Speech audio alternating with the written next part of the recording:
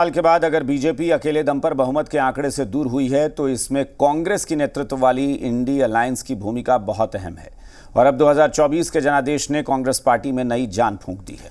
जिस कांग्रेस पार्टी पर full time politics नहीं करने का आरोप लगता था, अचानक से चुनाव नतीजों के बाद उस कांग्रेस की पूरी रणनीति बदली सी दिख रही है।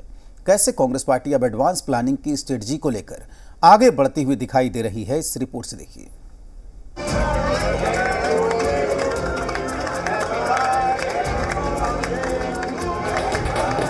2024 के नतीजों के बाद आज राहुल गांधी ने अपना पहला जन्मदिन मनाया।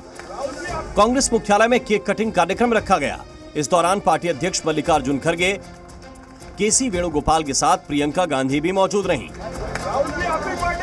लेकिन इस खास दिन पर राहुल गांधी ने कांग्रेस की फ्यूचर प्लानिंग को लेकर अब तक का सबसे बड़ा इशारा कर दिया। राहुल ने दावा किया कि एनडीए सरकार की स्थिति नाजुक है और सत्ताधारी दल के कई सांसद विपक्ष के संपर्क में हैं। माना जा रहा है कि कांग्रेस ने 2024 लोकसभा चुनाव के नतीजे के बाद अपनी स्ट्रेटजी और प्लानिंग में बड़ा बदलाव किया है। आगामी मॉनसून सत्र से पहले ही इस बार कांग्रेस ने सरकार को घेरने की जबरदस्त रणनीति बना ली है। अब सदन उस जबरन, उस तानाशाही से नहीं चला पाएंगे जो पहले चलाते थे। कोई फर्क नहीं पड़ता स्पीकर कौन बने और डिप्टी स्पीकर कौन बने। राहुल गांधी के 14 मिनट के वक्तव्य में 11 मिनट आपको स्पीकर अब नहीं दिखेंगे। यह मैं आपको कह सकती हूं और यह लोकतंत्र की ताकत है।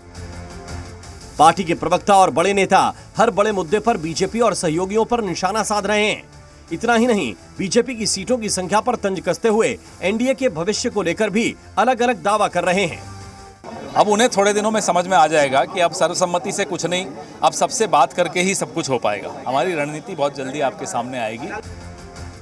कांग्रेस ने अब बीजेपी की तरह साल भर चुनाव में इन्वॉल्व रहने की भी प्लानिंग पर काम करना शुरू कर दिया है। जानकारी के अनुसार पार्टी ने अगले कुछ महीनों के दौरान 4 राज्यों में होने वाले विधानसभा चुनाव की तैयारी शुरू कर दी है। इसी कड़ी में कांग्रेस का शीर्ष नेतृत्व हरियाणा, झारखंड, जम्मू कश्मीर और महाराष्ट्र में पार्टी संगठन को चुस्त दुरुस्त करने के लिए अगले हफ्ते से रणनीतिक बैठक शुरू करने वाला है। विधानसभा चुनाव की रणनीति की रूपरेखा का आधार तैयार करने के लिए प्रदेश इकाइयों के साथ केंद्रीय नेतृत्व मंथन करेगा। 24 जून से शुरू हो रहे बैठकों के इस दौर में चारों राज्यों के नेताओं से सीधे विचार विमर्श करेंगे। बीते 10 साल से बीजेपी का भी यही वर्किंग स्टाइल रहा है, जिसमें एक चुनाव नतीजे के बाद बीजेपी दूसरे चुनाव की तैयारी में जुट जाती है।